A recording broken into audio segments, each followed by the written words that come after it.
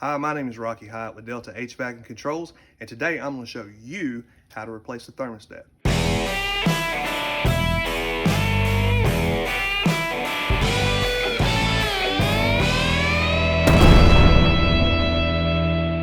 Now, you may have an old outdated thermostat in your home, or you may have a family member that has an old outdated thermostat in their home and you're looking to upgrade to a new smart Wi-Fi thermostat.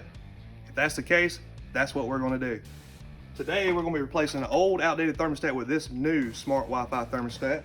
And we'll be using these tools. The first tool we'll be using is the Channellock 131CB. It is a ratcheting screwdriver. It has an assortment of bits that comes out the end of the handle like this. The handle can also turn so you can select the bit with ease for the application that you're going to be applying this tool for. The other tool we'll be using is the Channellock 957 wire strippers. We'll be using this to cut, strip, and maneuver wire to our new thermostat subbase. The third tool we'll be using is the Channellock S182A. It is a 1/8 of an inch precision flathead screwdriver. We'll be using this to secure the wires onto our terminal block. That's all the tools we need, so let's get to it. Okay, so the first thing you want to do is find the thermostat. The second thing you want to do is locate your electrical panel, open it up, look at your electrical legend, find anything that says HVAC or AHU or AC, which are these two breakers. Turn those off. Okay, so now the thermostat is no longer powered up. We just have to look and feel around to see how to remove the thermostat. This particular thermostat just pulls directly straight off the wall. So the next thing you want to do is take your smartphone and take a picture of the thermostat. And what this is going to do, this picture is going to allow us to remember exactly what terminal code and what color wire was on that terminal code. Now we take our Channellock S182A and we loosen up these terminals. And all you have to loosen up is the terminals that have wires on them. Then you can take and remove the wires.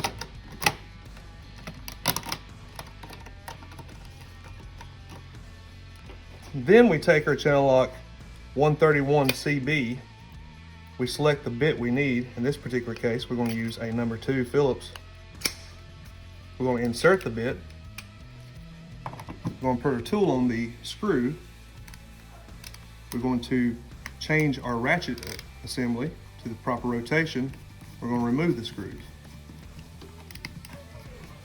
The bottom screw wasn't very tight, but the top one looks like it may be, so we'll ratchet it.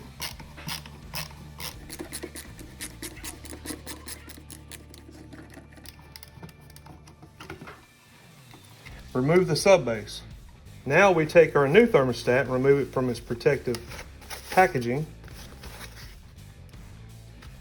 We look at our thermostat, it says press here, so we'll press right there. The thermostat pops off the subbase. So we will set this down and we'll install this. We will now make sure our wires are sticking out. We'll insert the wires through this chase in the subbase. We'll take our 131CB and our screws and we will tighten down our thermostat.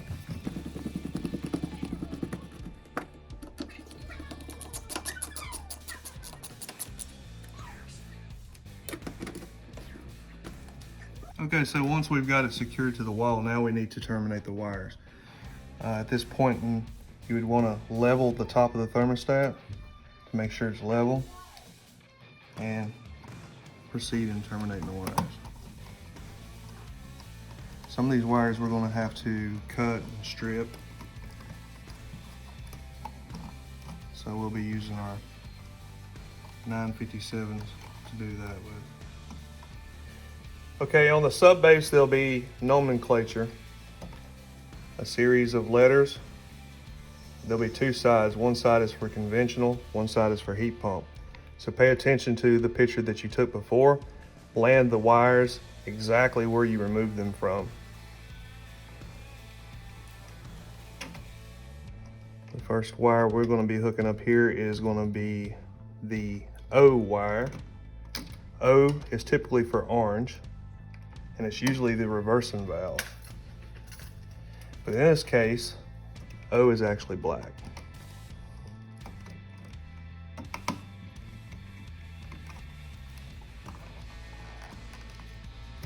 The next wire we'll be using is Y. Y for yellow.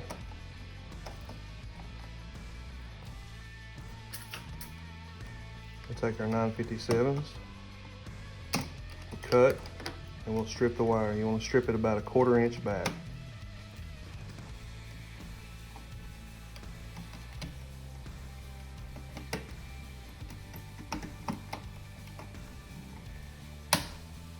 Our next wire is going to be W2 or auxiliary heat / emergency heat, which in this case was a white wire. Pull it over to the terminal, mark it with a fingernail, use our 957s to cut, strip, land the wire on the terminal. Next wire will be our common wire. In this case, common was blue.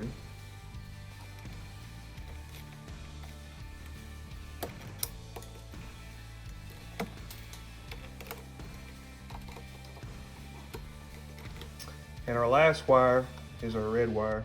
In this case, red is hot 24 volts AC. After you cut and strip the wire, take and land the wire on the terminal. Like so. Tighten the terminal up. Once you've got that completed, all these loose terminals, these terminals that don't have a wire on them, go through and make sure they're tightened up.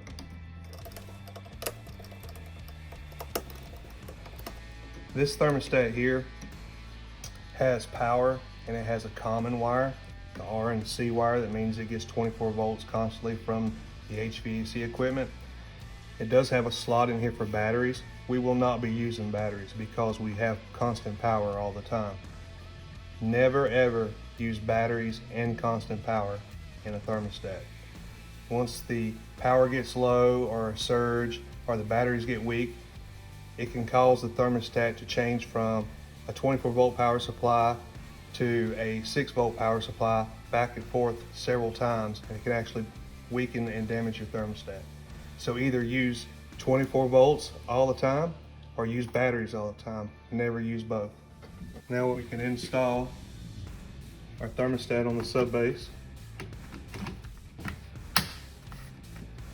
And let's go turn the power on. We come back to our electrical panel, open it up. Those 2 breakers we turned off, we're going to turn on. Now once all of our wires are landed on our thermostat, we have a gaping hole here.